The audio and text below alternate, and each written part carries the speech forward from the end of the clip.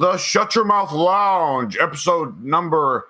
You said the episode number, but I'm sleep deprived. What is it? 324. 324. That's a lot of episodes. My God. Addy, you're here. Yes. Sometimes. Pink?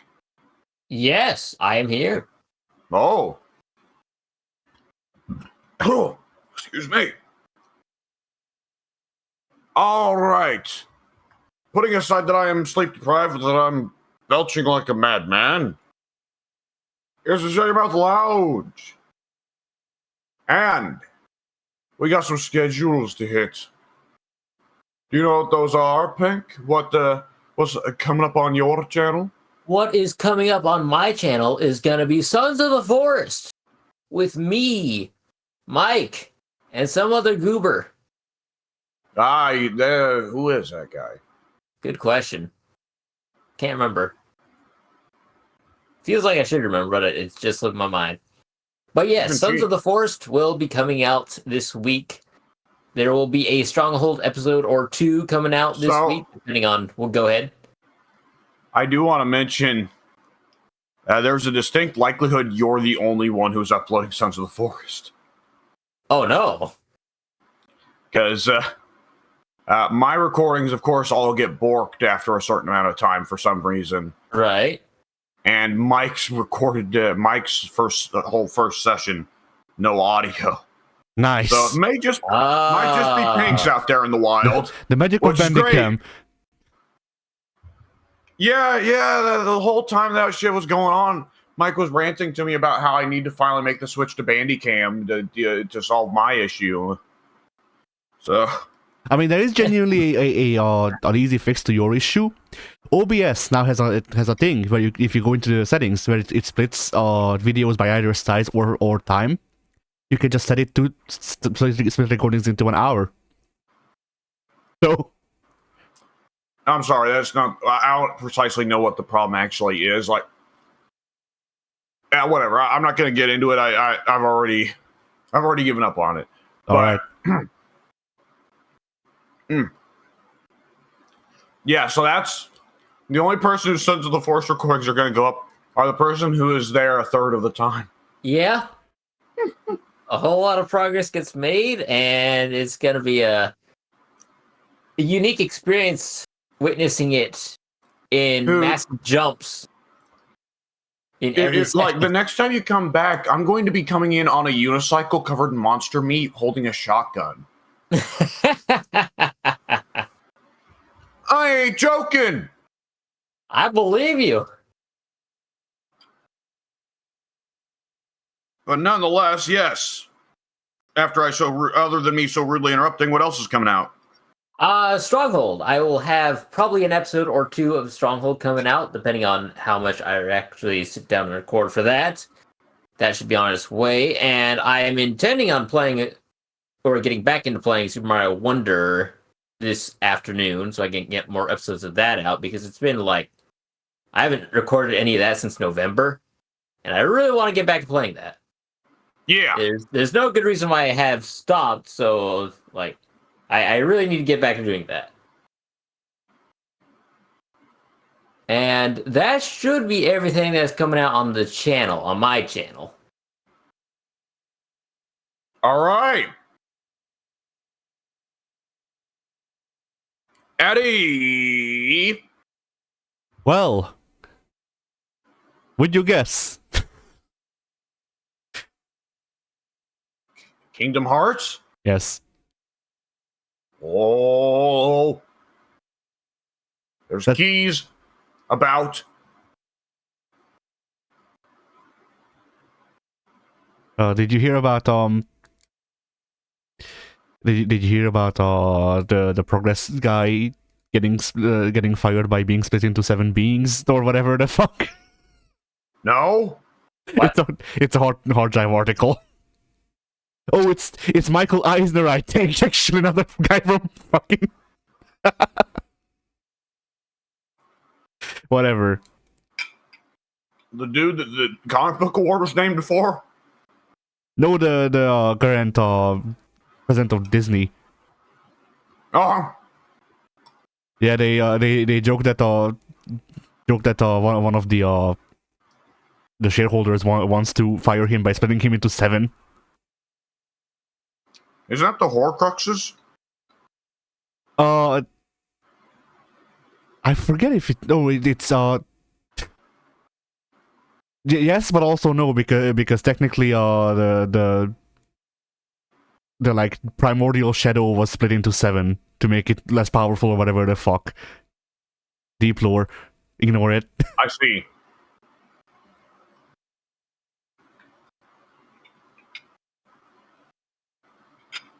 So yeah. Anyway, yes, Kingdom Hearts. I haven't had time to do much else. I have many videos to submit for school. Yeah. Not only Kind of that. what I was thinking. Yeah. Kind of what I was thinking was like, man, with my sleep schedule being out of whack and me being awake pretty well later in the day, it's really limited my capability to record with Addy. On the other hand, we're entering finals season, so Yep. And well, final season for me is in May, so I'm fine until the middle of May, and then June. yeah. Like middle of May to middle of June is I think when my finals are. But yeah,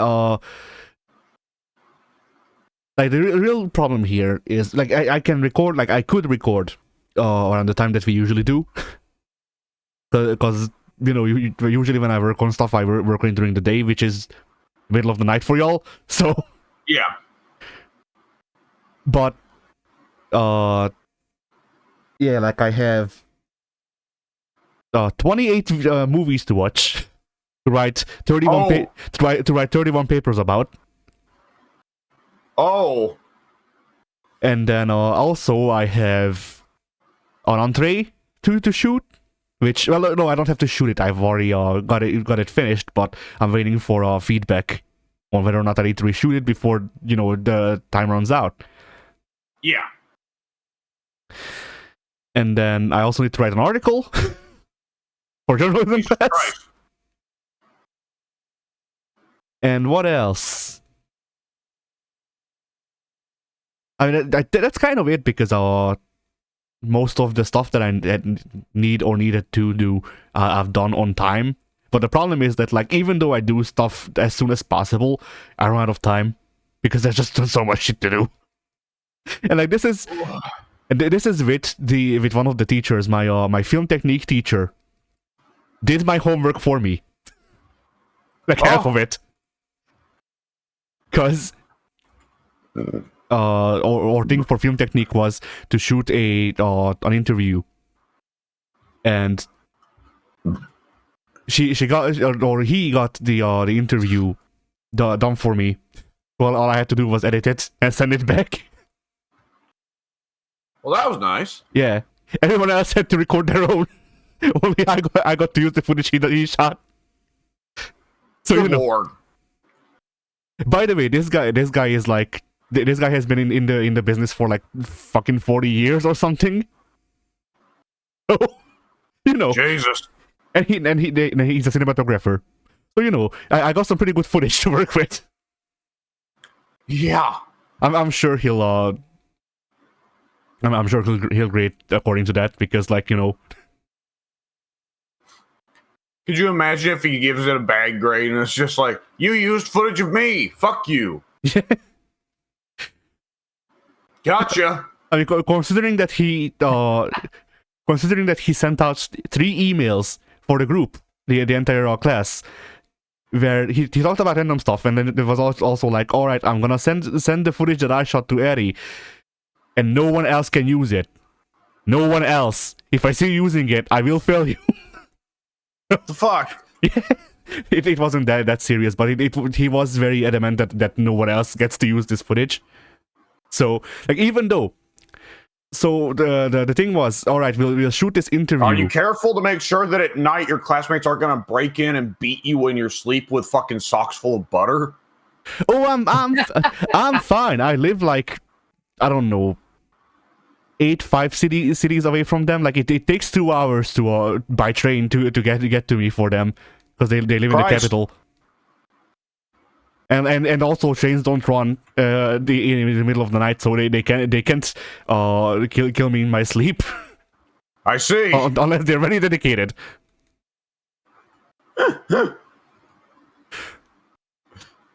If they hoof it, Well, if they hoof it, or if they they'll like go down in history.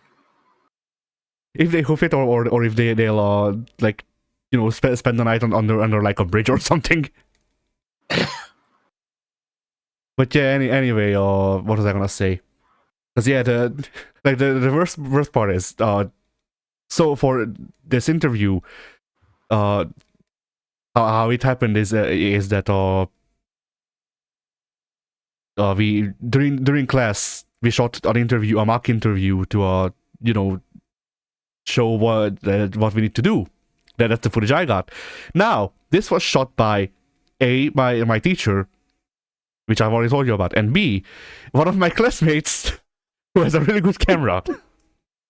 So he also had to send his footage to me for me to use.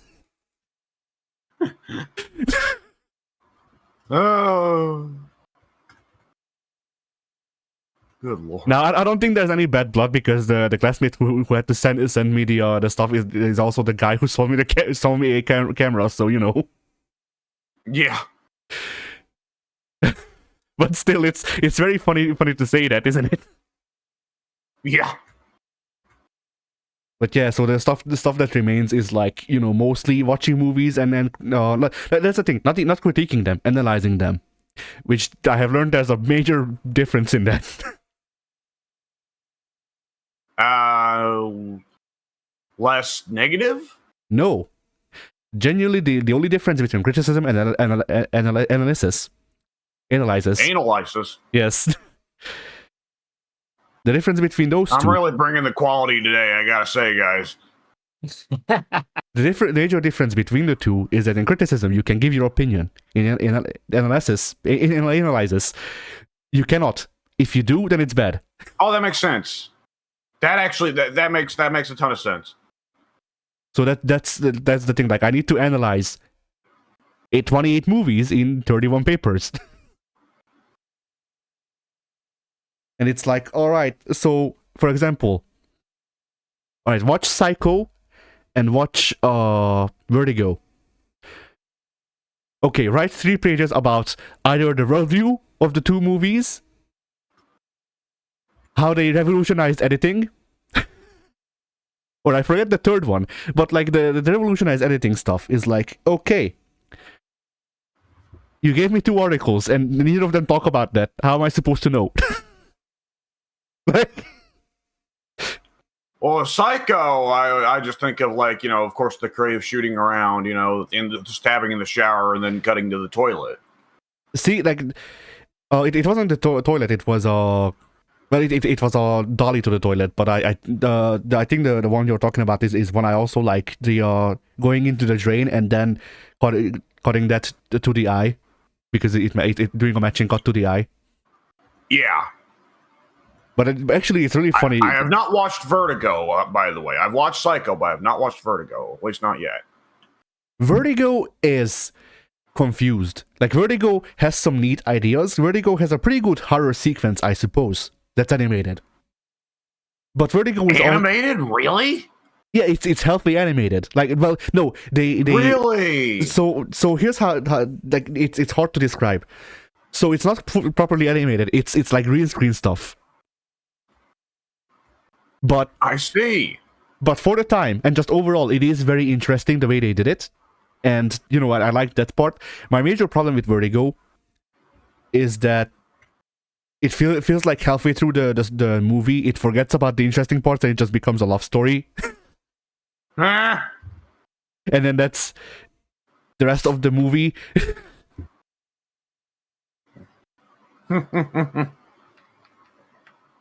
So yeah.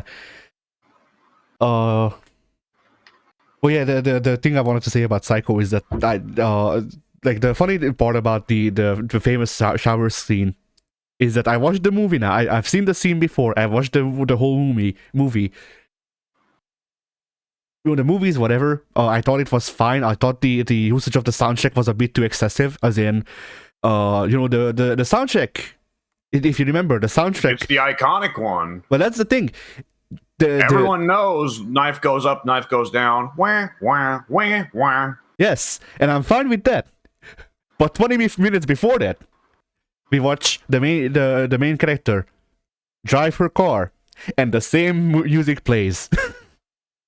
and I was so fucking disappointed. Yeah. Well, there was no way Hitchcock could have known at the time how iconic that musical bit would get.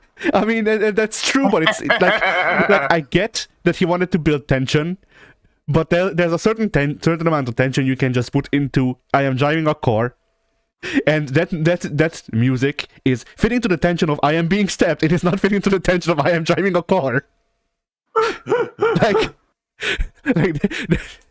that was just a misstep. The rest of the movie is fine, but that part, playing the stabbing scene soundtrack, the stinger, during her just driving the fucking car was so bad.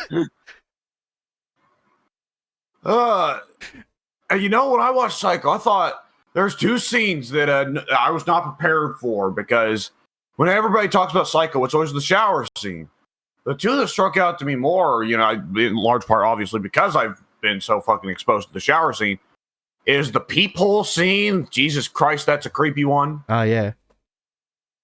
And the detective walking up the stairs slowly. Oh, Because that one, I was like, oh, this is kind of an odd scene. What's the point of it? Oh, shit! See, that one, I had to rewind the movie, which I, of course, did in the cinema. But... Yeah. But yeah, I had to rewind the movie and watch the scene again because I didn't understand what happened. Because the guy was walking up the stairs and then he wasn't. Oh no, he was very suddenly stopped by something. I remember it being shot quite awkwardly, yes. Not one of Hitchcock's cleaner ones, if memory serves. But it was one of those ones where you could tell, like, these are the elements that where you can see, like, this is the movie that a lot of the early slashers copied in many ways, you know? Yeah. Also, what'd you think of, like, the entire 5 minutes at the end of the movie that is just entirely dedicated to a psychologist sitting them down and in, like, the 60s or the 50s explaining, now, Norman Bates, you may think he is transgender, but no, he is not. The transgender folks, they are not criminals. And I thought that was very funny that, like, Hitchcock was very ahead of his time in that regard. Yeah, I was surprised that they went as far into it as they did. Yeah, it's like it abruptly goes from a kind of slasher thriller flick to just, and again in the late 50s, early 60s, whenever it was, just abruptly, like, has a little ending monologue. It's like, trans rights though. Yeah. See, this is why Hitchcock is bad. This is why he's dead. Because he went woke. it's not all the that killed Hitchcock, it's wokeism. I don't even know if all age killed Hitchcock, I'm just assuming. The shape that man had, I have to imagine it was fucking cheeseburgers and cherry pies. Yeah. The American dream killed Hitchcock. Yeah. Dusty wrote that.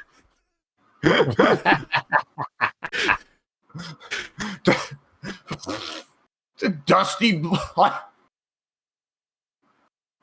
burst out of him. Yeah. Elbow first.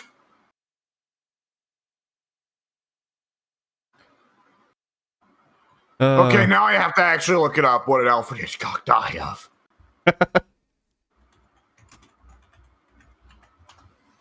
All that. Don't type while sleep deprived, kids. Alfred Hitchcock. I see. Shit, Hitchcock lived to 80. Good lord, I would not have told you that. That's impressive. It was all the padding that couldn't get to his heart. And note for the listeners, I can make these jokes. I'm fat. It's okay. Kidney failure. Ah, the French champagne. Yeah.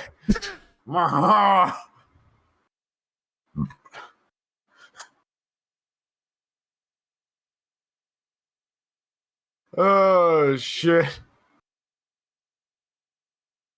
So yeah. But yeah, like the rest of the things are just like writing the papers, writing the article, making a photo series with this is for editing class. For editing class, I need to make a photo series of 10 pictures and make them tell a story using sounds. So Throw sound over pictures. yes, still images. I see. Almost kind of like the reverse of old silent films, where it would be motion and then they stop for a couple seconds of just text. Yeah. And yeah, I've already figured. Hey, this is my chance. I will make analog horror. Fuck it. Oh, Joe is in fact in the garage. I have shown you all that image, right? no, not that I'm aware of. Let me see, because I've definitely posted it on the Discord.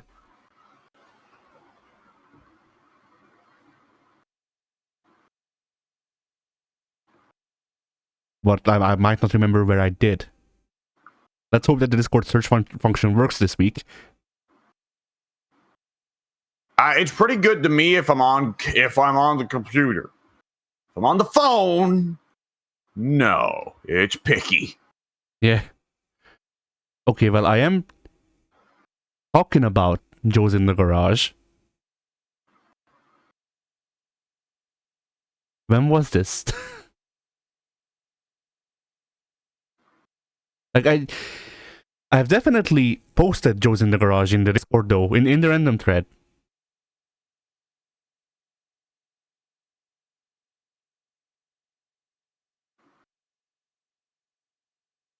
Is this like some kind of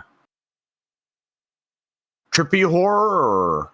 No, it's an image summarizing analog horror. Well, whatever, I can just type this into Google and I know I will find it because I have done so before. Yeah. Oh.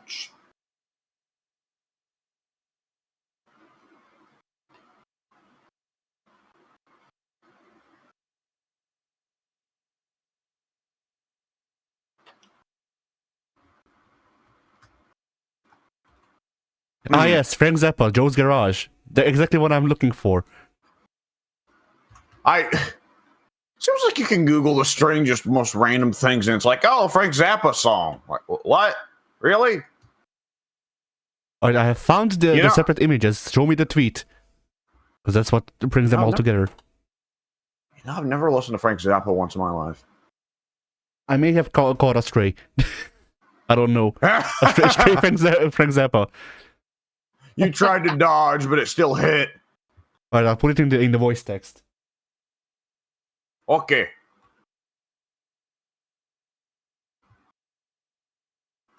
There you go. Yay!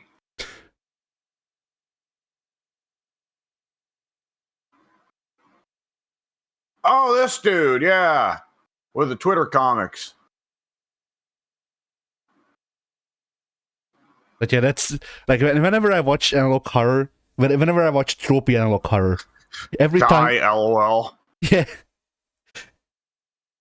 Like every time the music cuts and it doesn't need to change into a scary face immediately, but every time the audio cuts in analog horror, I just go Joe's in the garage, and usually he is. Okay. Now this shit, I don't know a whole lot about this shit. But I do want to mention to you something I'm sure is very amateur knowledge for me to have learned, but very amateur knowledge to you, but for me it's crazy. Yeah. one of those little details it's fun for me to know. So there's a David Lynch does a lot of that type of stuff, right? He was arguably the first. He was the first to put Joe in the garage. Yes, he was the first to put Joe in the garage and talk about how Joe molested the main character's mother. But there was a shot in one of his movies where reality is like falling apart for a character. But this David Lynch guy, he was never particularly special effects heavy, nor was he particularly budget heavy. So in order to show that this guy's reality is falling apart, David Lynch simply reached over and grabbed the lens on the camera and started like shaking and screwing it, unscrewing it off the camera. Nice. Yeah. And it did achieve a nice effect, but nonetheless, it's one of those things that amused me. In today's modern world of CGing the shit out of everything, that is a funny way of handling a very high fantasy concept. No, see, on the like, lowest budget possible. See, no, that's practical effects, which, like, people tend to like practical effects because they're, well, it depends, but usually they might be cheaper, and also they just look better because the thing is real. Yeah. But yeah, I don't think you could do those on modern cameras though, because there's so. Not to get too much into gear talk, because I don't know what the fuck I'm talking about either. I'm relying on my classmates to figure shit out for me because they already know. But basically, the way that lenses objectives is what they call them over here for whatever reason. I don't know why, but whatever. They are called that by professionals over here as well. Okay. I exposed myself as an amateur by saying lens. See, I refer to them as lens just to make things easier, because I figured that, like most things, Hungarian film talk is very inspired by German film stuff, because for a while they loaned us things and people, so those terms got used, and now we are slowly switching over to English. But it's one of those things where, like, for example, my film technique teacher, who has been working for 40 years, he doesn't like the English terms, so he uses the German ones. Then that makes it so I have to know both. Yeah. So sometimes, like, for example, I don't know what in English what they call the over the shoulder shot. I guess just over the shoulder, now that I think about it. But in video games, it's definitely called over the shoulder, but in film, it's a pretty rare shot. Oh, I don't mean like that. I mean, like, when people are talking, usually you might show them over the show the people talking over one of their shoulders, stuff like that. But whatever, yeah. So like, I don't know what the fuck it's called in English. In Hungarian and in German, because we use the German term, it is called Anschnitt. So that's just what I know it as. That? Yeah. Ooh, what's that translate to? Let me check, I guess, because I never thought to. But yeah, like, shots are called schnitz. So I don't know. and shot. Give me a sec.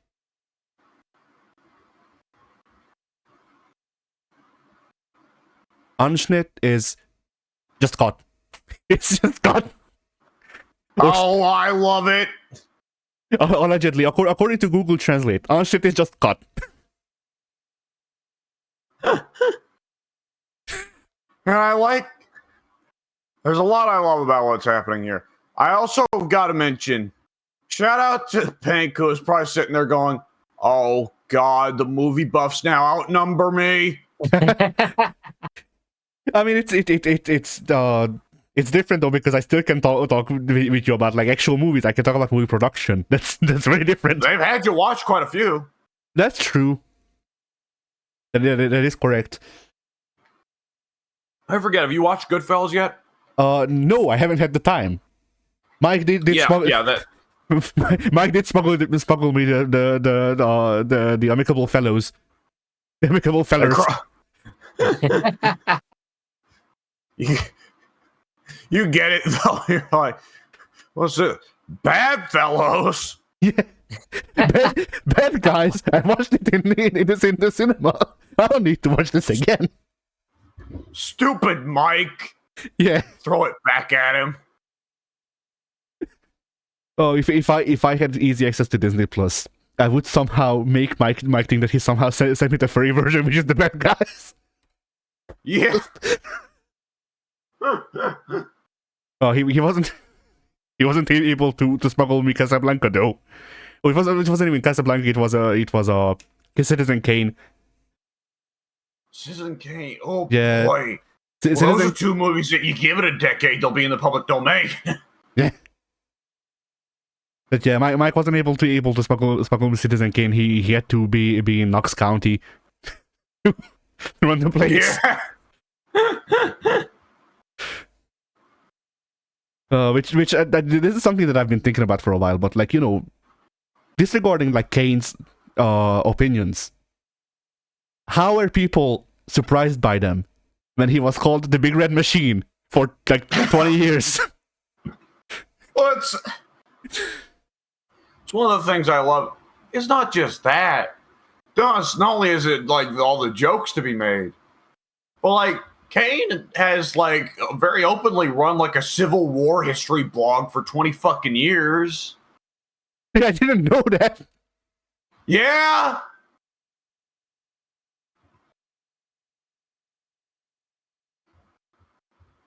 The devil's favorite historian. I guess fill me in. Is he for or against the Confederacy? Oh, that's a good question. Because he's in Tennessee, which means it could be either. He's more on the Knoxville side, which would imply Confederacy, but I would assume not. He doesn't seem that far gone. Yeah. No. Because see, I'm just imagining him coming back to WWE with like his full on 90s getup, but it's not just red, it's the Confederate flag.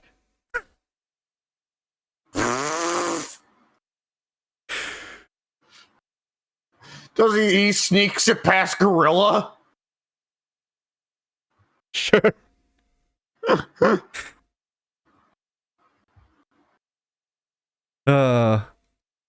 Anyway, yeah. Oh, yeah. The reason I brought the fucking gear talk up is, yeah, I don't think Lynch could do that effect anymore, at least as easily, because there's these things for the objectives called bayonets, and the bayonets are proprietary, more or less. Well, they're not completely. You can get like not name brand objectives that feature the same bayonets, but whatever. Either which way. So to use an objective on a camera anymore, you need to screw it in. But you don't just screw it in. You need to put it in, like line up a marking, push it in, then turn it. Now try fucking doing that multiple times a second. Yeah. This is not mentioning that the way that the camera operates is that it, for example, my camera, it will not shoot if it doesn't detect an objective plugged in. Now, the way it detects an objective plugged in is that the newer objectives have like computers inside them, basically, and it needs to fill the contacts for it to work. Now, if I try to unscrew the objective, the contacts no longer line up. And I can still force the camera to shoot, but I cannot do it like mid-turn, I don't think. Yeah. So I think it's one of those effects that are just lost to time, sadly. Yeah, unless you're one of those guys who already has money and goes deliberately out of your way to use old film, old camera. Yeah. I mean, technically old cameras aren't that expensive. It depends, I guess. But like, there's an antique shop in the city that my university is in, and it just has like 8 or 10 like Soviet era cameras. They seem to be working, and they're like less than $100. The camera that shot the battleship Potemkin. The Battleship Potemkin is so bad because every time we learn about it in history class, it's not the Battleship Potemkin. No, excuse you, it's the Battleship Potemkin. Potemkin, I see. Which is the actual pronunciation, but fuck that. Like genuinely, yeah, like genuinely, Potemkin's name is supposed to be pronounced Potemkin, but like no. Okay, that's curious. So I take it that you're the same variety of stupid as me, where every time you hear about the movie, I'm like, oh, the Guilty Gear character. No, wait, that's a movie. No. Guilty Gear. Thankfully, whenever the movie comes up, they say the full title. So it's never just Potemkin, it's the Battleship Potemkin. Always, every time. Sometimes it's different translations, though. So usually it's just, like, imagine whatever, like, mumbling, and then Potemkin. and Damn.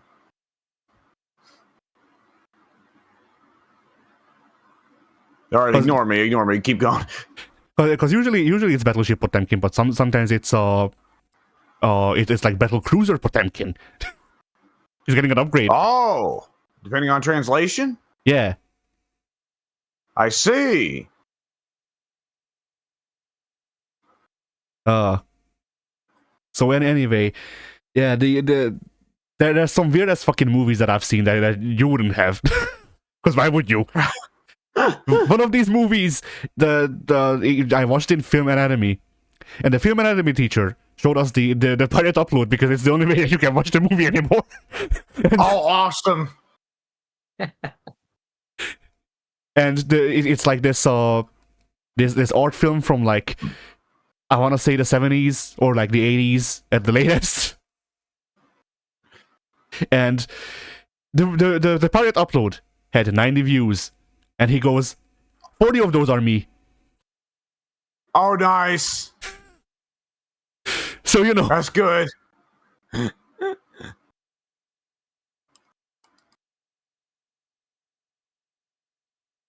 Like shit like that, which if you want to look into that movie, it's oh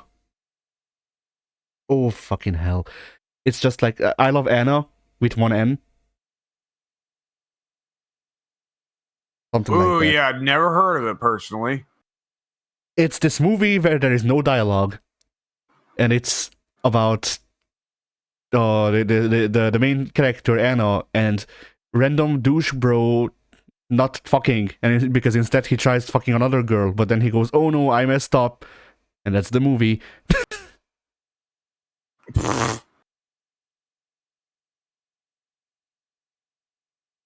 So yeah. Also, the movie features 4 actors. Well, 4 major actors. The movie features like 40 actors, but most of them are in a bar, and I guess when they talk about the cast, they just assume that none of those people were in the know, which you would have to fucking be to not just be like, why the fuck is this woman dancing so weirdly in the bar? But anyway, Yeah. like it's those that I like when my teachers are just like, oh, it's easy, just get your musician friend to make music for you, or it's like, oh, it's easy, you know, this movie was made with a small amount of people, 40. Yeah. You know, like, I want to talk. I'm in the process of securing 200 people for a scene. But that's for a movie that I'm not. But that's for a movie that I won't be shooting for like 4 more years. So Very nice. Little bit more preparation going into that. Yeah. But you know, like, I wouldn't say that. Like, I got lucky that not only do I have the school that I went to, which, like, you know, our relationship is still good, and the kids actually want to be in the movie. So, like, you know, it worked out good. But also, I would not expect anyone else to go, oh yeah, for my first actual proper, like, introduction to filmmaking, I am making a movie where the conclusion is a battle with 200 people. Like, that is unrealistic. In fact, it's still unrealistic for me, even though, there's a chance that I might be able to pull it off. Might.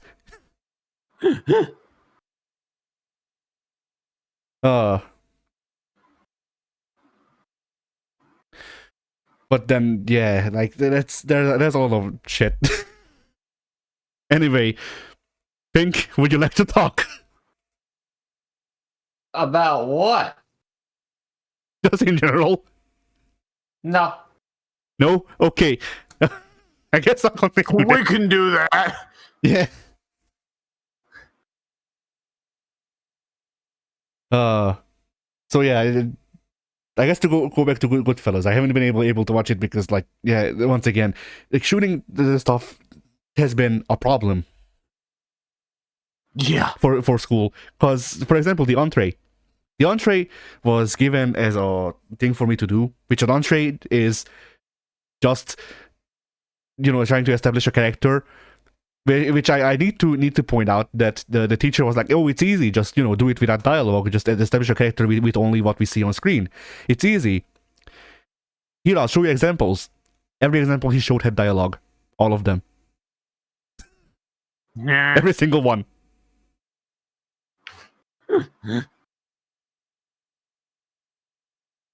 Oopsie doodles, wrong tape.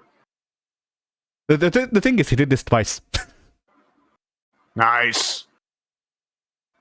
And so like, the stuff that I came up with might not be good for it. I don't know, but, like, what am I supposed to do? I don't know what you want out of me, because you showed me the woman dancing in the bar without dialogue. I didn't understand what the fuck I was supposed to get out of her character. Because, like, he tried to run it down, but the stuff that he said was superficial. And so, like, I don't know if I'm missing something, or if the thing I'm supposed to do is just dumb. Like, I'm assuming I'm missing something, but it was just like, oh, well, the dance that she does is weird because she's kooky. Okay? What does that tell me about her character?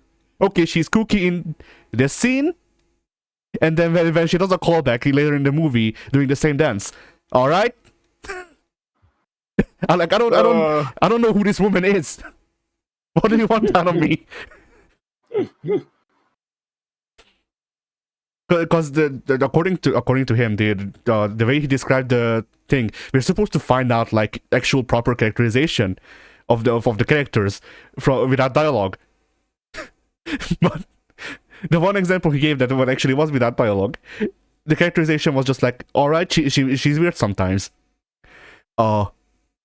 She wants to bang douche bro. Okay. Very deep characterization. Very good, very artsy.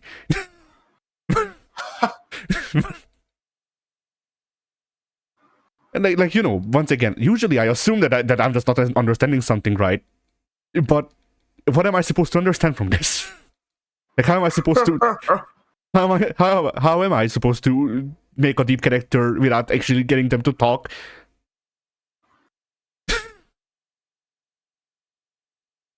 Then the same guy is also my scriptwriting teacher this semester, so I need to write him dialogue separately. Yeah. All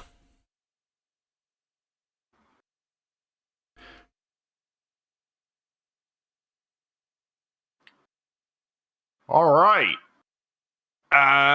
Don't think we ever got around to me saying what's going up on my channel or what's going up on the group channel. Yeah, all right. Hit those.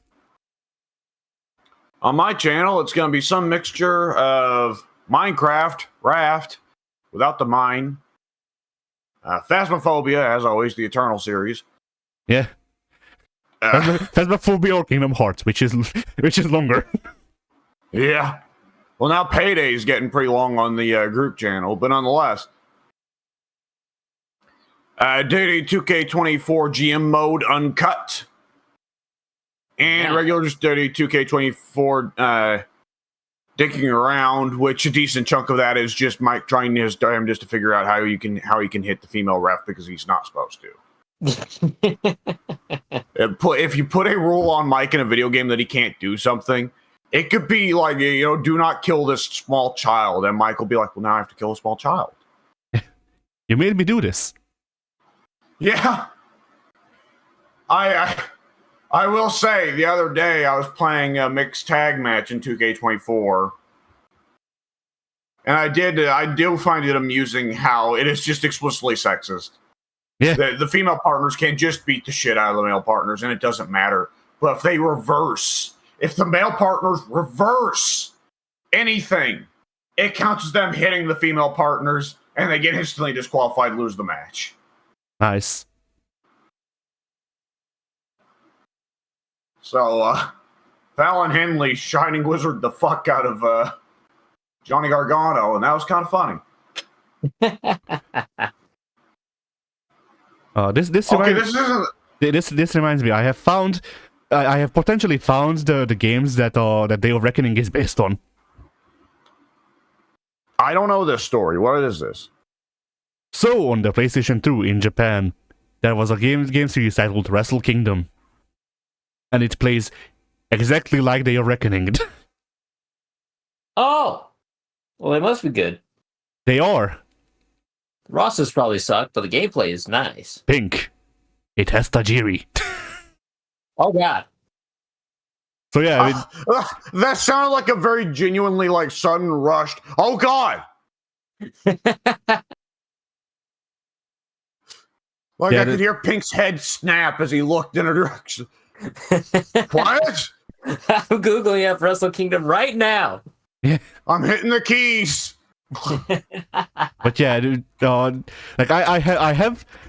want to say 4 or 5 Japanese wrestling games that we can look at sometime. All of them, I'm pretty sure all of them feature the Great Muda. At least 2 of them feature Tajiri.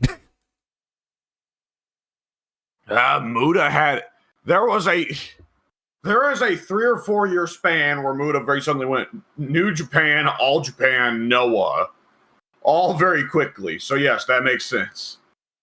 The second Wrestle Kingdom game also has Takamichinoku. Really? Okay, that I was expecting late 90s, but... No, it's like Muda, Mudo, Tajiri, Mitaka, Tensai. Pre-Tensal Albert. Wait. But still, yeah? What? This came out in 2005. Yeah? Day of Reckoning was before 2005. Okay, then these are based off of Day of Reckoning then, because... Yeah, it's the reverse. These are based off Day of Reckoning. Either which way, the games are good. Oh, yeah, and actually, as a matter of fact, it proudly displays on the front cover of the game, for one thing, Chono, Mudo, and Misawa all together, and then at the bottom, the logos for New Japan, All Japan, and Pro Wrestling Noah. So actually, it just features all 3. So yes, Mudo is just guaranteed to be somewhere in there. Yeah. Brock Lesnar and Albert are exclusive to the PS2 version. Yep. I wanted to leave. That's a sentence. I wanted to leave Lesnar a surprise, but because I. Or you can get Kazuyuki Fujita with the Xbox 360 version. Ooh. So yeah, you go with the PS2 version. But why would I? I can play as Vegeta. I want Vegeta. Kazuyuki Vegeta. I don't know why that's funny to me. I guess it's because Goku has half of has half of a surname. Vegeta has none. Yeah. So suddenly him having one is funny. So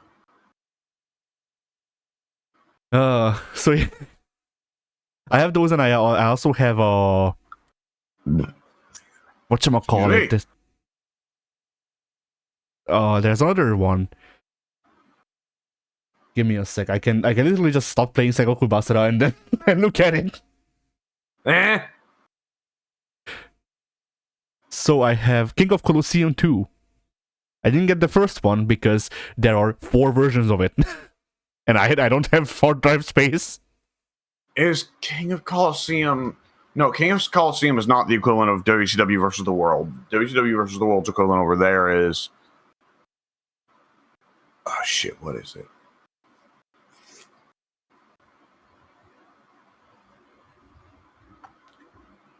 Hang on, I'm looking it up.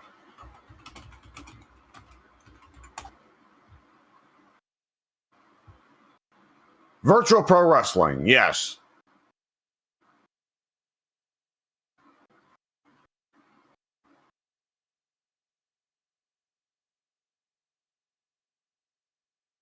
Okay, what's Pro Wrestling Coliseum the equivalent to then, Addy? I don't know. Okay, I'll look it up.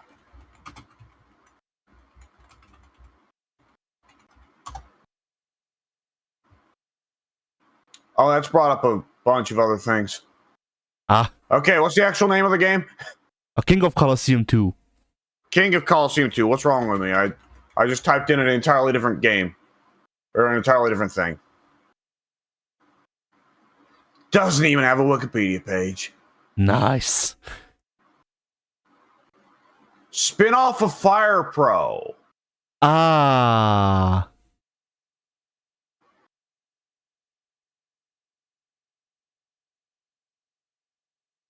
Because the first game was like King of Colosseum 1, Noah version, New Japan version.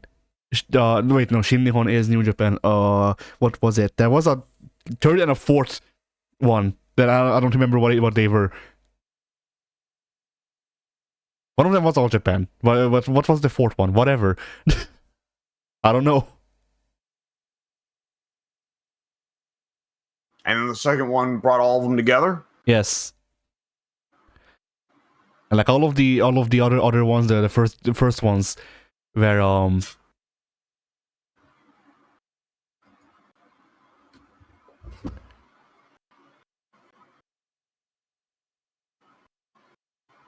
the first ones were all like full games, like taking up 4 gigs, and I went, haha, I guess no. We don't need the CDs. The second one is enough. Yeah.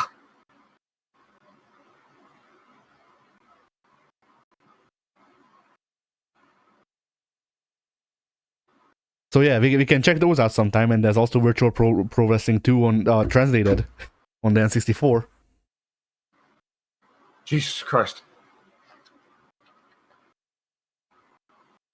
Which, I mean, that one would probably only just be funny just to actually like know who the fuck everyone is. But yeah. Well, I forget. Yeah? It's still got the WCW wrestlers in it, but it's the reverse of WCW versus the World, right? No, not the first one, the second one. I have the second one translated. It's the one. Oh, okay. It's the one where we had Baba fight Fat Chris Jericho, and I forget who Fat Chris Jericho actually is. That might have been Hogan. No, it's an actual guy, but I forget who.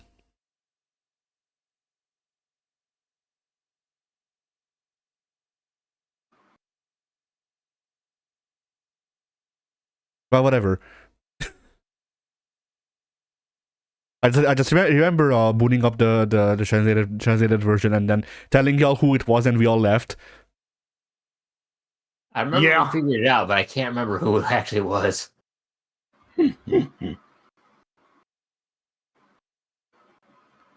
Oh boy.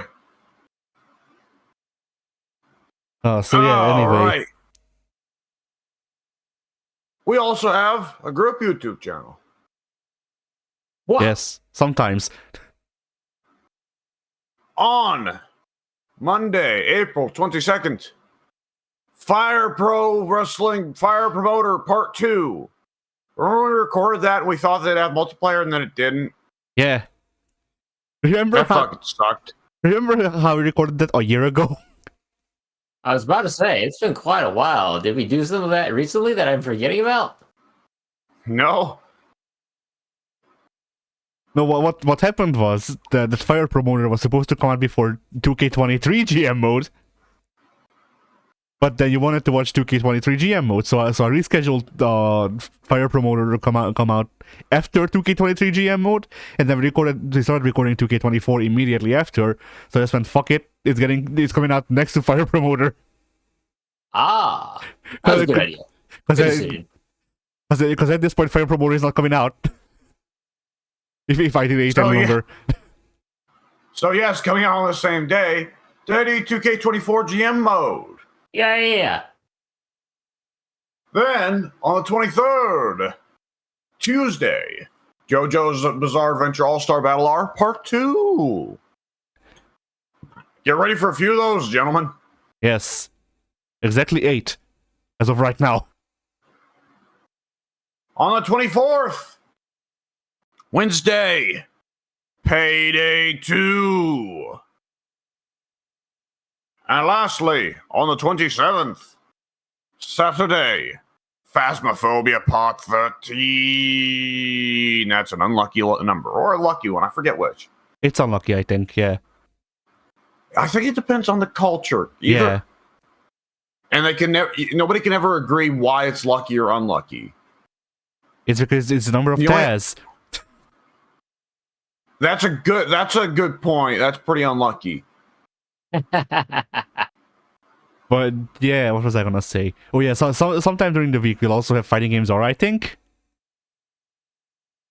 Yes. So that will surprise you, just as it will surprise us. Yeah, we already don't know what the fuck it's about.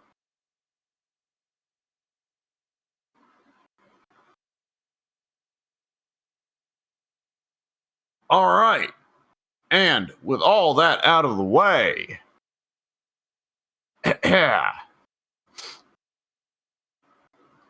the topic that I was thinking was, what's a power on a heroic character that if that power is instead on a villainous character, it would be terrifying or creepy or bad, just very unnerving, just very bad.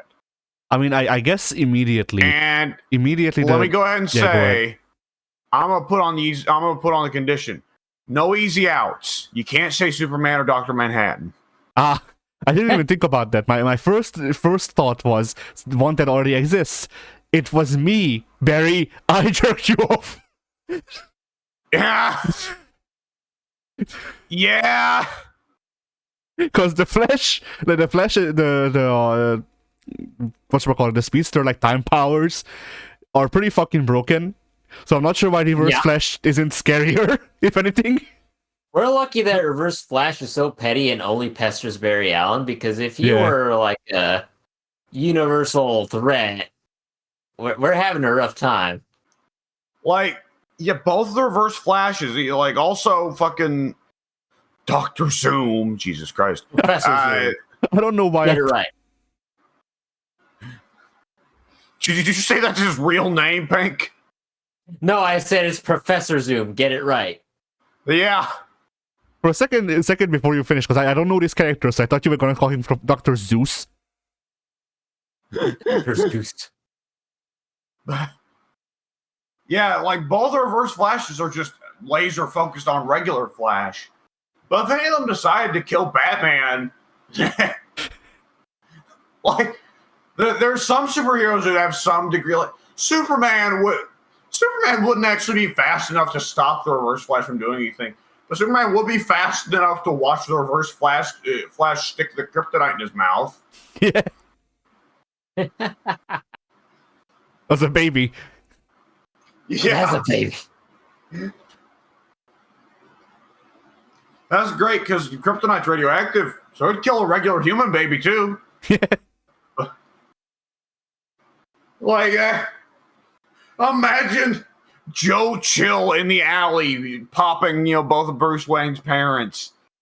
But and it's like, all right, kid, you get by today. There's a yellow flash, and little toddler, not toddler, little kid Bruce Wayne's head is on backwards. It just falls over. Yeah, see, I thought it would be funnier if he just framed Joe Chill. So like Joe Chill shoots Batman's parents, and then you don't hear anything. Bruce just falls over, and then suddenly there's a smoking gun in Joe Chill's hands. Yeah.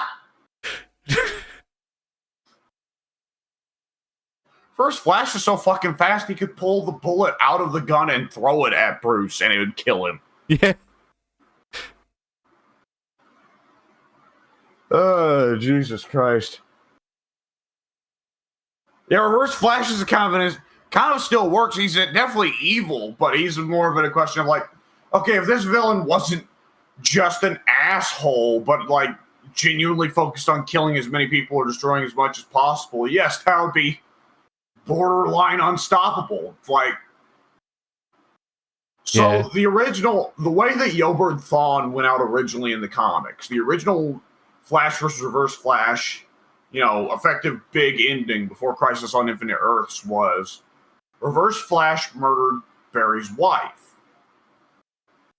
And Barry and him, when in the ensuing fight, Barry and the Chaos of all of it, snapped Yobert's neck. Ah. If Yobert did not focus just on Barry, Barry would have had to resort to that a lot sooner. Yeah.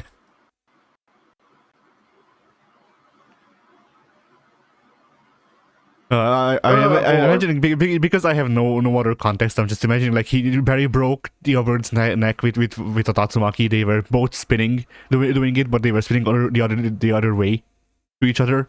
Yeah. Barry just wanted to kick him. Stiff him. Kayfabe, brother, kayfabe. You got me bad, kid. You hurt me, but I'll forgive you. Barry looks at the recording, sees that his foot came nowhere near Yobert's neck. His neck just did that. Yobert snapped his own neck just to fuck with Barry. Yeah. Like fucking Joker in Dark Knight Returns. Oh, you mean after they stopped shooting? But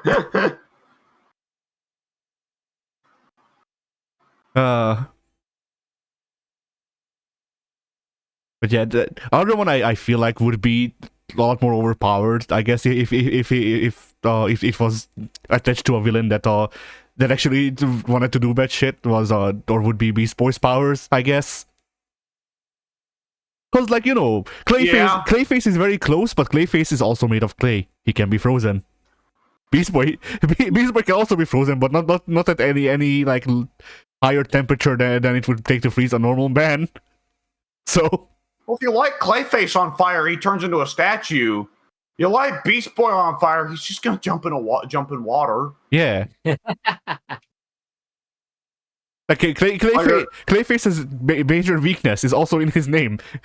But if you gave That's not even getting into the TV show, the animated series, giving him the extra weakness that if he sees a past performance of himself, he has to change into it.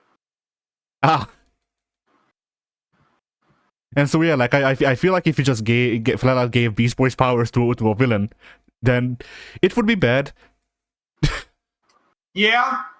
But wait a second, Mystique. What's enough? Well, Mystique can't actually gain new powers. Beast Boy, the trouble is, if memory serves, Beast Boy figures out at some point in the comics, or maybe this was a Kingdom Come thing, he figures out at some point that he can turn into fictional animals. Oh no. Yeah. Alright, Beast Boy, we have to take down Slade. Turn into Cthulhu. Like, I mean, part of the gimmick of Kingdom Come is that it's a far-off future where everyone's turned kind of OP, but, like, Jesus. Yeah.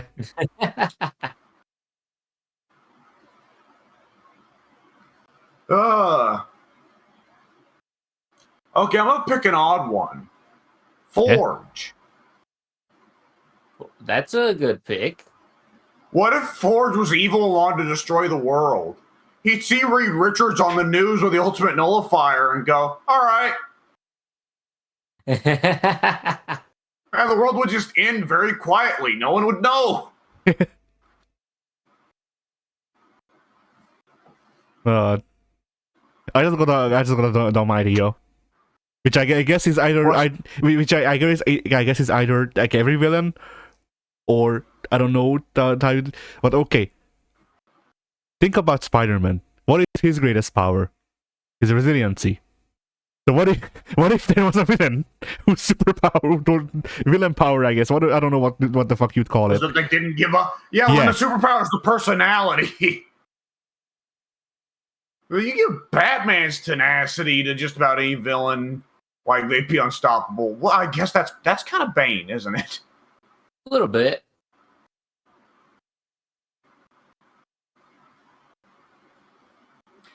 But like the problem, yeah.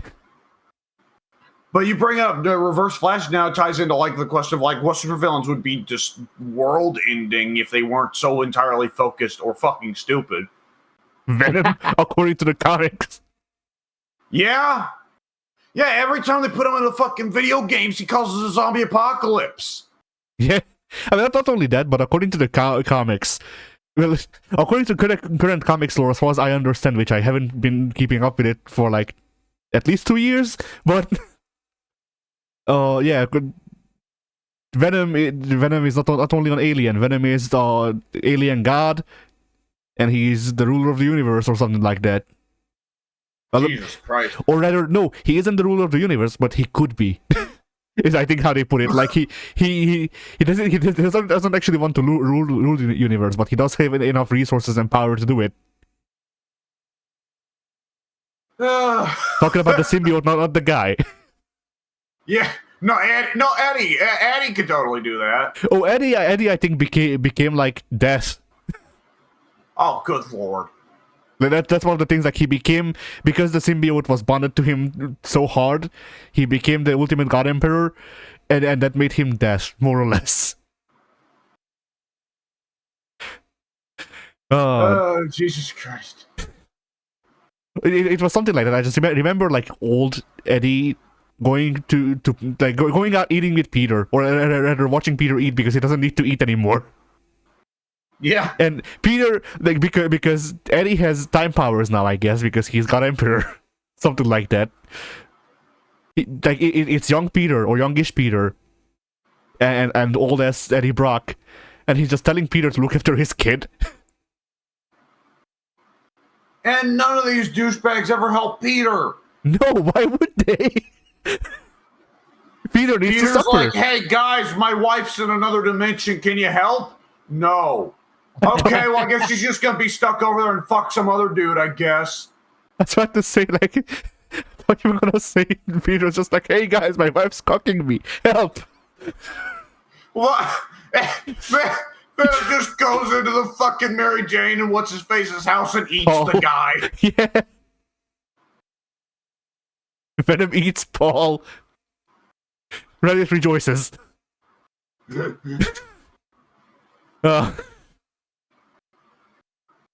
We need to send Venom back in time to eat Joe Quesada. Yeah, Joey Quesadillo. My God, it's in the name. Yeah.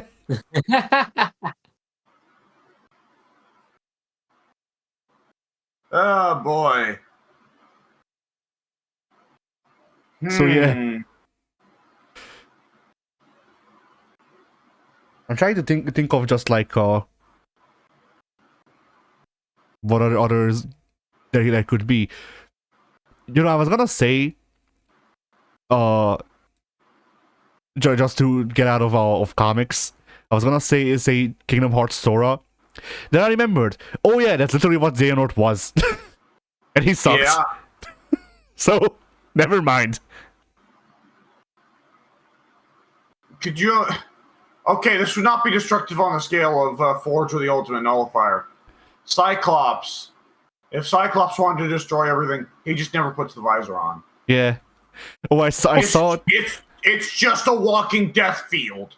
I saw a panel where someone had tied Cyclops up, and they gave him a halo, and attached to the halo on strings were puppies, so he couldn't open his eyes, or he'd kill puppies. Oh yes, I've seen that. The villain that trapped Cyclops by putting a puppy in front of his eyes. It wasn't a puppy; it was 3.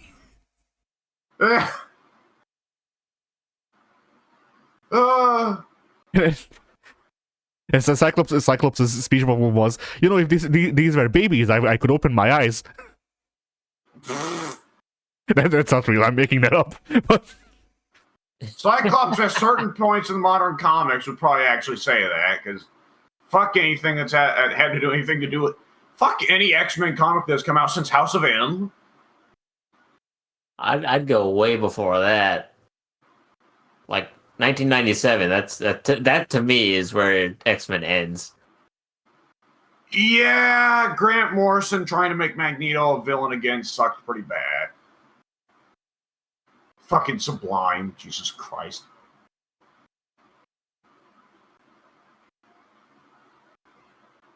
Okay, yeah, to get out of superheroes, especially because Pink's probably sitting on a big one there. Huh.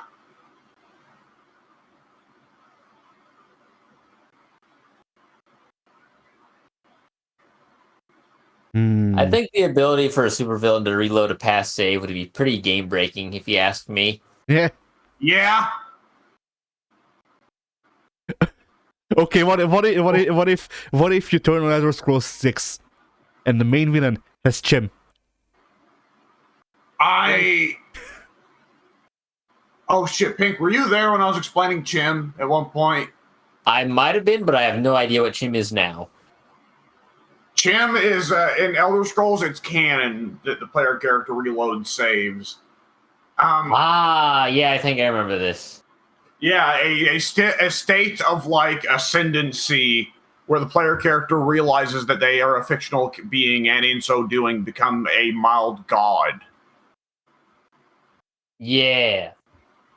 So, yeah, I mean, logically speaking, any of the Elder Scrolls games where you decide to play an asshole going around genociding the countryside, well, you can't do that in Skyrim because fucking half the countryside is vital and just drops to a knee whenever you beat on them. But yeah, in Oblivion or Morrowind, if you decide to be a genocidal piece of shit, then yeah, that's not technically god powers. You can't just reorient reality as you see fit, but if anyone succeeds in stopping you, they don't.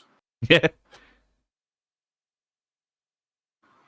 Like it's effectively a supervillain doing Doctor Strange's Dormammu I have come to bargain shit. That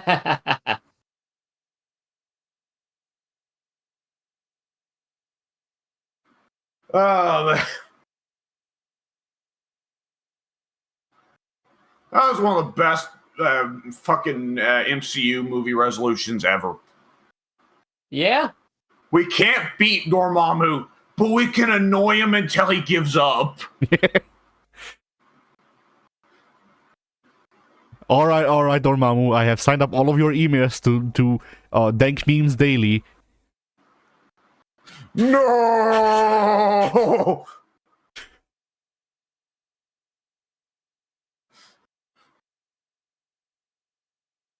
The power of the quit button. The power of the surrender. Yeah. the power of voting for surrender. The power of holding the cell. Dormammu gets into an argument with himself over not surrendering. Making the match go for 15 minutes. Can I just say, yeah.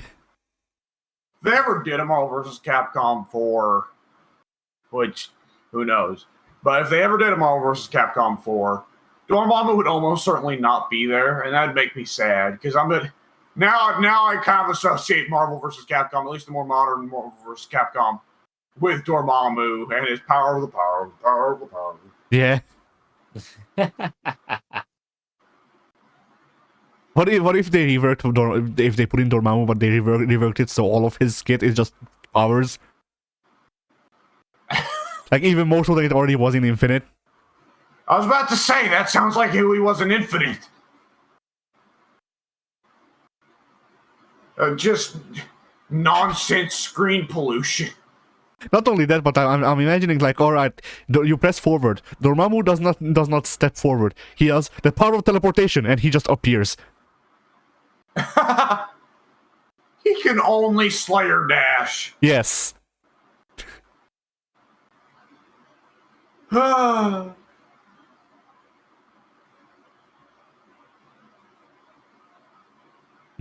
I'm trying to think of other whatchamacallit, like non-comics superpowers that would be bad.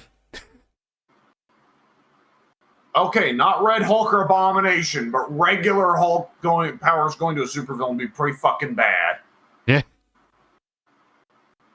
Hulk sucks. What are you talking about?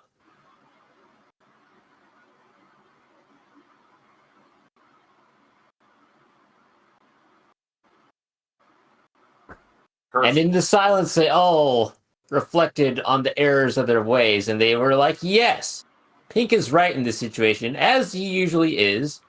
I've said a silly thing. We must move on.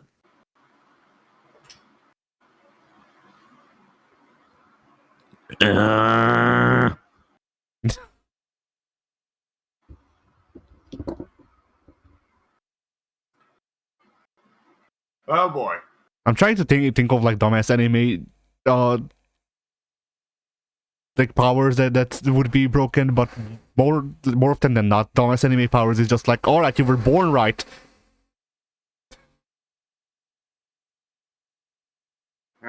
Speaking of dumbass powers, somebody out there I hear is running a fucking engine or something. Yeah, that's a drill. I heard. I see. Yeah, they're installing a new table in the kitchen. Oh, I see. That involves screwing it onto the wall. Of course. Yeah.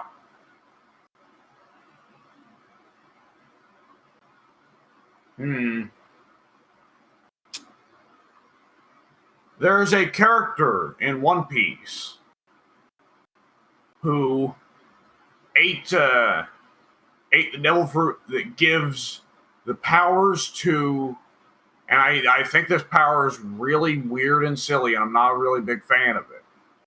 But, I mean, admittedly, that's just One Piece, I suppose. But there's a character in One Piece who has the power to designate any space as a operating area, operating room, or whatever, within which he can make effectively kind of like any change to people's bodies within that area, and they can largely remain harmless. But they did show at one point that he can just straight up take a dude's heart out and keep it in his pocket, and the guy just walks around fine, except that if at any point Law decides to crush the guy's heart or stab it, that will kill him still. I imagine it giving this power to someone like Reverse Flash. So the superhero will just, we get a big monologue. The superhero starts walking towards the villain guy, and the villain guy points down and just goes, "Low cock." And then the superhero just looks in their pants, shocked.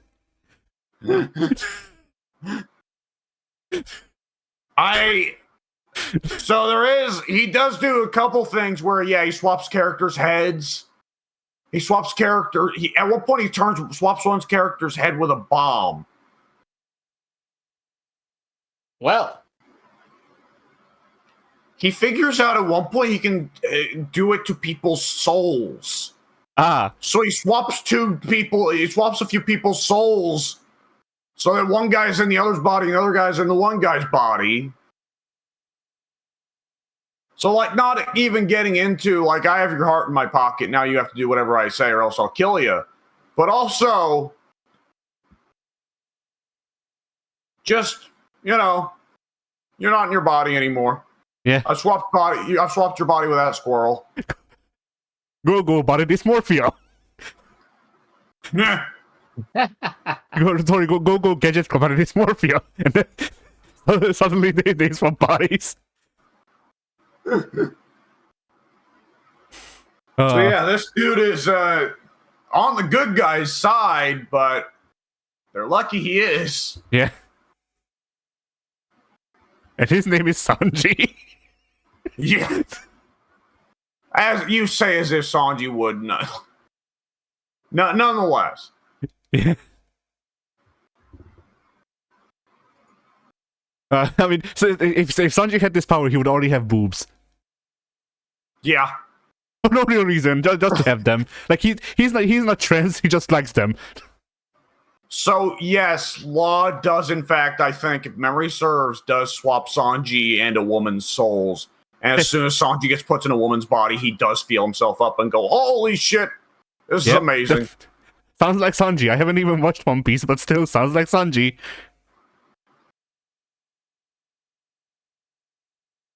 I feel like I've experienced the quintessential Sanji experience of seeing him in a fight scene and going, "Hey, that guy's cool," and then I learned his character. I don't want to start a One Piece talk here, certainly, but what I've seen, like, he's not aggressive pervert crossing boundaries. His gimmick outside of when he got given a woman's body, his gimmick is generally incredibly hopeless romantic. Oh yeah, like from what I understand, just reading people talk about One Piece. For the most part, he's dead, and then sometimes you get the scenes like where he's feeling himself up, which is, whatever. That's, I would still consider that less than the one that people tend to point out, which is that at one point there was supposedly like some way for him to turn invisible, and immediately the thing that he did was go into the showers and watch women shower, and no. Okay. Well, kind of. I don't know. He runs into a dude who can turn invisible, and that dude who can turn invisible did use it to spy on women in the showers. And Sanji simultaneously beats him up to defend the woman's honor, but also because discreetly he kind of envies him. Ah. But if memory serves, it's more of a subconscious thing where, like, consciously Sanji recognizes it's wrong, but also there's like a little bit of envy in why he's beating him up. I see. I mean, it's still bad, but leaks better than what I heard. Yeah. He does get a suit that allows him to turn invisible way later on, but to my knowledge, no, he doesn't use it to perv on anybody.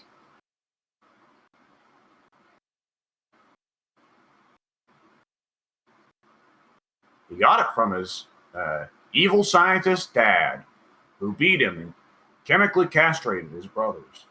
Ah. That's terrible. But they did get jet boots. Oh, that's pretty sweet. That's a fine trade, I think. Yeah. Lose the ability to have children. Gain flight. Or wait, is it like flying jet boots, or is it like the fucking Shadow the Hedgehog booster shoes? Oh, it's full flight boots. Okay, then yeah.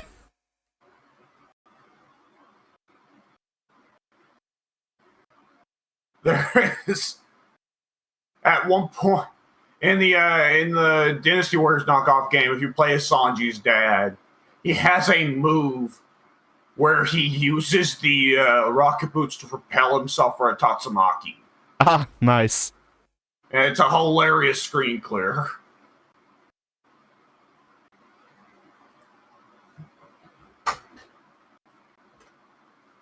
All right, Pink. Yes.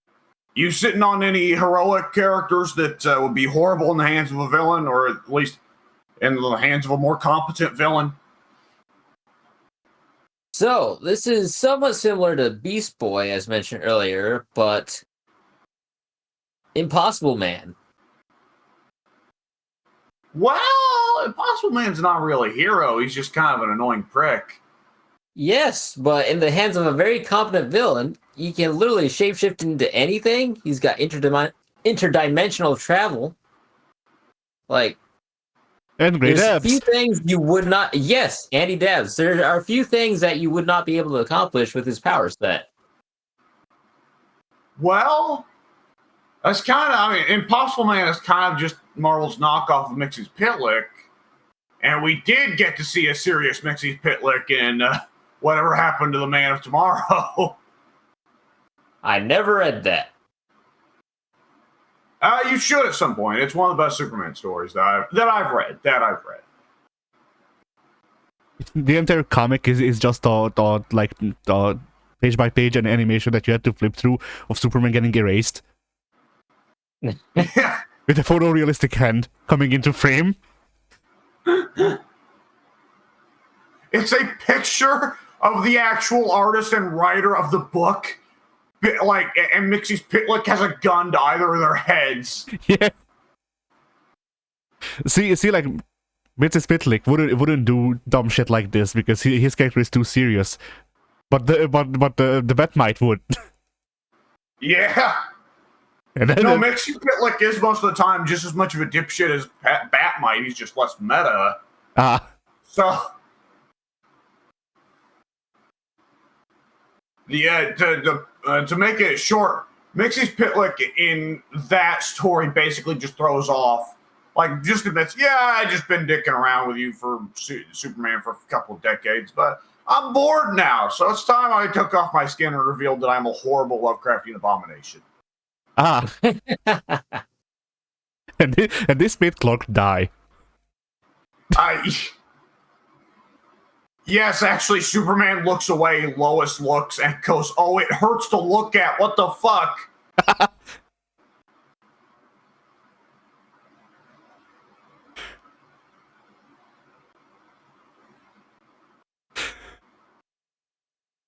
Oh, boy. When Alan Moore does good, he does good. It's just that, like, okay. So, you know that, Addie, you've probably seen this, but you might not remember who Frank Miller is. But you know that little webcomic I posted before of Frank Miller being thrown in front of a laptop by some, like, secret dudes in trench coats or whatever, saying, all right, Frank Miller, it's simple. In order to live, you just have to write a story with no prostitutes in it. And Frank Miller looks around. His fingers go up to the keyboard. He types in WH. And one of the trench coat guys leans into frame like, hey. And as soon as Frank Miller realizes they're suspicious, he just mashes out on the keys. Horse, horse, horse, horse, horse, horse, horse, horse. Well, Alan Moore. I love several Alan Moore stories. It is the same thing, except it's Alan. You just have to write a story with no sexual assault. And Alan Moore, types in R-A. Someone leans into frame. Rape, rape, rape, rape, rape, rape, rape, rape.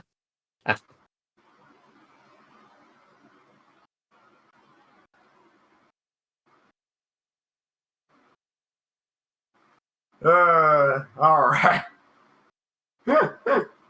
Good shit, pal. I'm trying to think of any other powers that would be world-shattering. The problem is that, like, my not even world-shattering, but just the capability to abuse people. Yeah.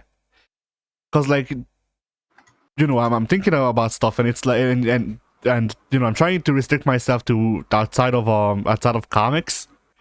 So I'm like, okay, well, anime usually has a power skill that's comparable to comics. Okay, let's think. Naruto was born right. The main antagonist is God. Okay. We're kind of already there. Okay, Bleach. Ichigo has literally all of the good genes that you can get. Like he's 50% every race that gives him a fucking stat buff. and regardless, it doesn't matter because the main antagonist rewrites reality multiple times.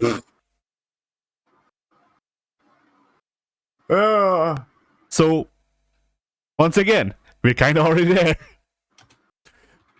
Okay, Dragon Ball. Well, Goku's power is tenacity. Like, Dragon Ball, the thing is, the heroes and the villains are all basically on the same power level anyways. Yeah. Like One Piece, I can't talk about because whatever. You know what? I haven't seen One Piece.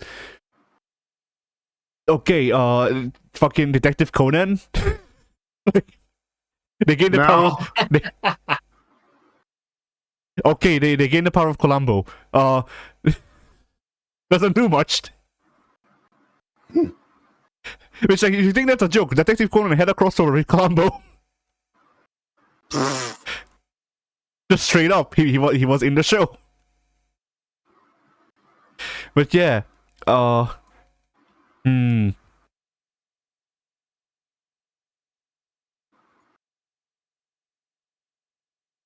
And with JoJo's, like, usually the villains are overpowered and that they get beaten by chance, more or less.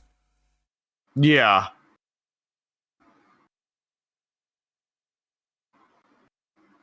That being said, though, I guess, okay, Josuke 4 balls. What if you gave a competent villain the power to remove... Have 4 testicles?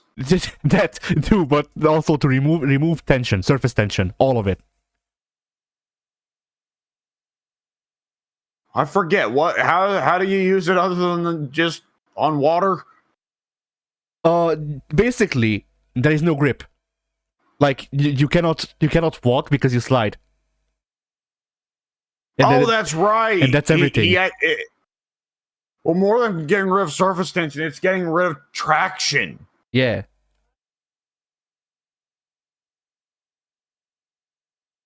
So logically speaking, and does it get rid of wind resistance too? Yes, I think so.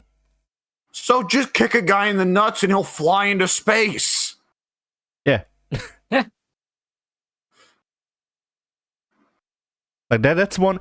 I guess there are multiple like this. Now that I think about it, where like, you know, Josuke four balls has this. Jodio, his power is, I think of something and it rains that. All right, Lex Luthor thinks of kryptonite. Superman is dead. Yeah. That's second. Or like literally any other villain just thinks of like magma. You know, or acid.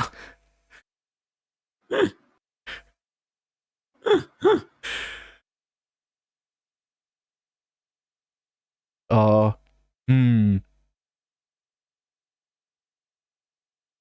trying to think of other ones that would be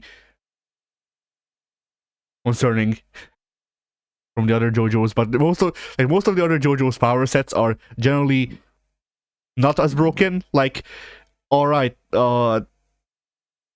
Joseph's stand makes him able to predict the future, but only in images, and he also has to break a camera every time he does it.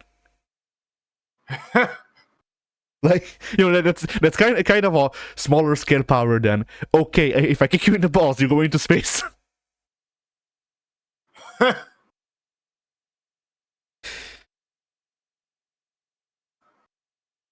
Oh, the hand.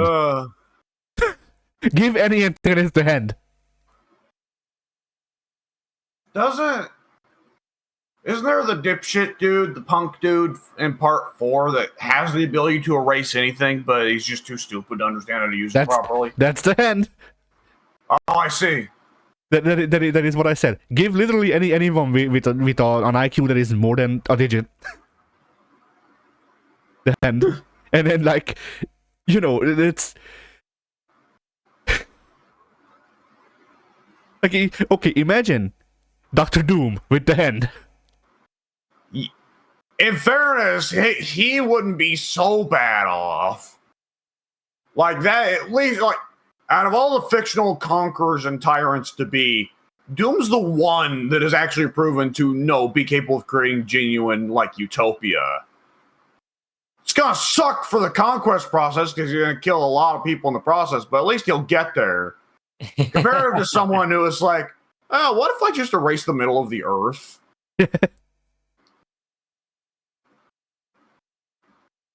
But like genuinely, just imagine, imagine pretty much any villain using it. Because like my first thought like this, just going through like the list of villains. Like, okay, imagine the Joker, and not even using it on people. Batman shows up, starts having a fight with Joker.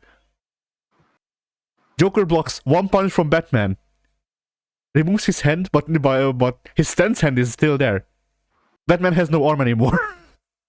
Yeah. Like, and like shit like that. I think everyone can agree giving Joker superpowers is a bad idea. Yes. Any of the villains that don't have powers, giving them powers is generally a bad idea, except maybe Lex Luthor, who just give an existential crisis to.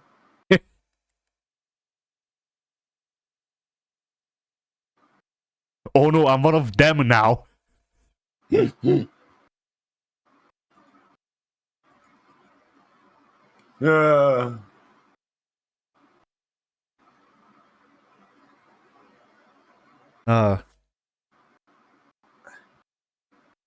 don't know. I feel like Luthor would like the like Jodio's ability. just think of Kryptonite and like, okay, so Jodio's ability, how it works is that it needs to be relegated to like an area that he's near. But still, I would expect Luthor to follow Superman around, raining Kryptonite on him. Luthor would do that, and he'd say he's gonna use these powers to also for good. But then after he kills Superman, he's just gonna go home and he's just gonna go sleep. You're forgetting. People are gonna keep asking, like, when are you gonna make it like rain bread in Africa, dude? And Lex is just gonna be like, oh, I'll get around to it. I get these hookers. Yeah. Oh no, Lex, it's raining hookers now. Oh no, it's raining hot chicks. Where did this come from? Well, I better deal with this. Yeah. Luthor isn't used to the stand yet, so he puts the cloud way up high. So it's just raining women falling to their deaths. Good lord. And Lex being Lex, at first he's probably like, and they all look vaguely like me. Yeah. Every year. No, they look vaguely like Superman. Yes.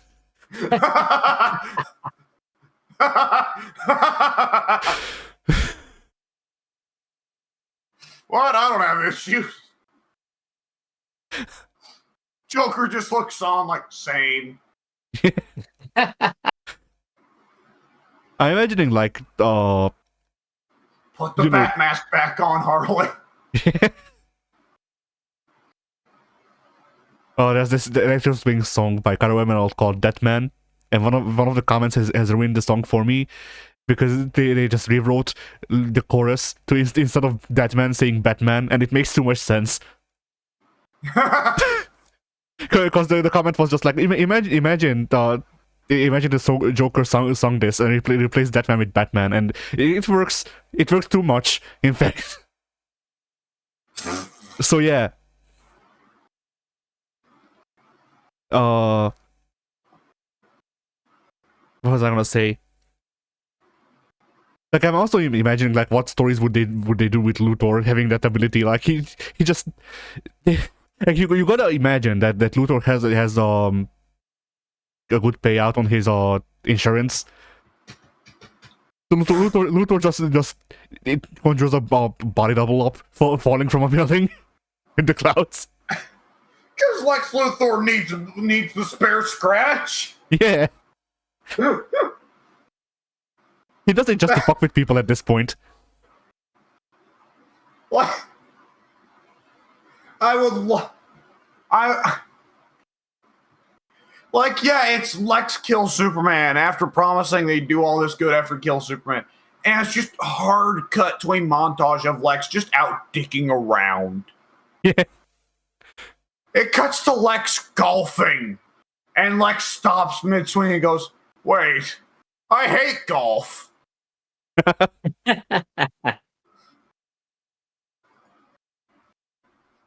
But not as much as I hate Superman. Yeah. And the thing I really love about this is, like, if he succeeded in killing Superman, Batman would not stop until Lex was, like, put somewhere permanently.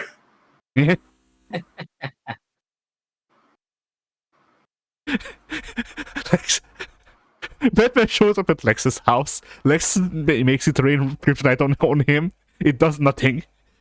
Lex goes. It just gives them both cancer.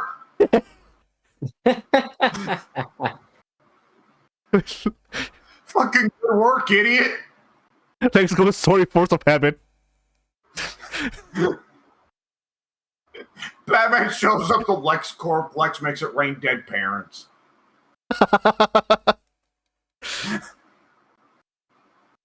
Take that, Bruce. Lex makes it rain, like those image edits of Batman with Raphael from the Ninja Turtles being there in Crime Alley. And Batman goes, this is where my parents died, Raphael. Or Raphael goes, come a bummer, dude.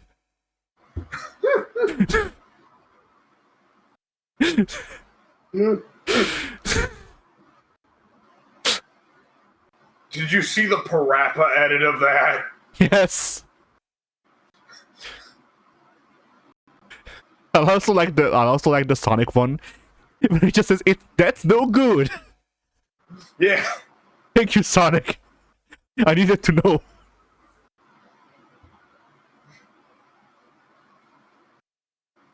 Oh boy. And Parappa just reminded me of there was this animation meme for a while. I don't know how it came about, but there was this animation meme for a while where people would animate Daffy Duck saying, I slapped my penis in the car door, and then doing so. And I remember seeing a version of that where it was followed up with Parappa.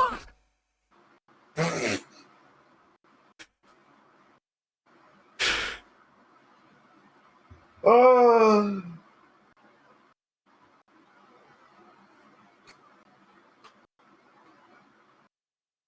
So anyway. Alrighty then.